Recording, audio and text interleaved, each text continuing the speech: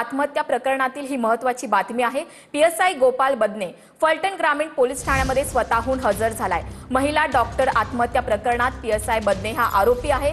PSI Gopal बदनेनं doctor महिलेवर लैंगिक अत्याचार केल्याचा आरोप आहे। पीएसआय गोपाल बदने हा फरार होता, तर आरोपी प्रशांत बनकरला पहाटे पुण्यातून अटक करण्यात आलेली आहे। बनकरला 4 दिवसांची पोलीस कोठडी मिळाली।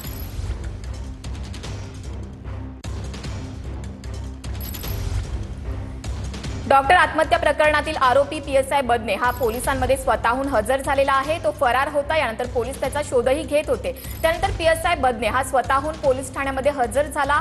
आज सकाळीच आरोपी प्रशांत बनकरला अटक देखील झालेली आहे। आपले प्रतिनिधी संतोष नलावडे या संदर्भात अधिक माहिती देतील। संतोष।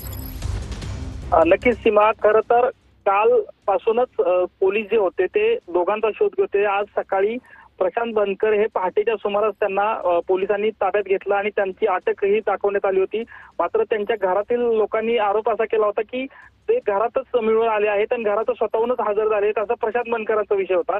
आणि आता महत्वाची बातमी जी म्हणजे सांगायचं झालं तर आता काही थोड्या वेळापूर्वीच जे पीएसआय बदने जे आहेत, गोपाल बदने, हे देखील स्वतःहून फलटण ग्रामीण पोलीस ठाण्यामध्ये स्वतःहून दाखल झालेले आहेत। स्वतःहून त्यांनी हजर झालेले आहेत। कालपासूनच पोलीस त्यांचा तपास घेत होते, शोध घेत होते। त्यांचं शेवटचं लोकेशन हे पंढरपूर या ठिकाणी मिळालं होतं। लोकल क्राईम ब्रांचचं पथक देखील त्या ठिकाणी गेलं होतं। फलटण पोलीस स्टेशन देखील या ठिकाणी गेले होते। खरं तर वास्तविक पाहायला गेलं तर जे मयत डॉक्टर होते त्यांनी हातावर या दोघांची संशयित आरोपी म्हणून नावं जी होती ती लिहिली होती। यामध्ये दोघांच्यावर बलात्काराचा गुन्हा जो आहे तो दाखल केला आहे। लैंगिक अत्याचाराचा गुन्हा जो आहे तो दाखल झाला होता आणि त्या अनुषंगानं तपास जो होता तो तपास या ठिकाणी आता सध्या सुरू झालेला आहे। महत्वाचं म्हणजे जो मुख्य म्हणून पहिलं जे नाव होतं ते प्रशांत पीएसआय गोपाल बदने यांचं होतं आणि तेच आता थोड्या वेळापूर्वी स्वतःहून पोलीस ठाण्यामध्ये हजर झाले आहेत। सीमा। धन्यवाद संतोष नलावडे या सविस्तर माहितीसाठी।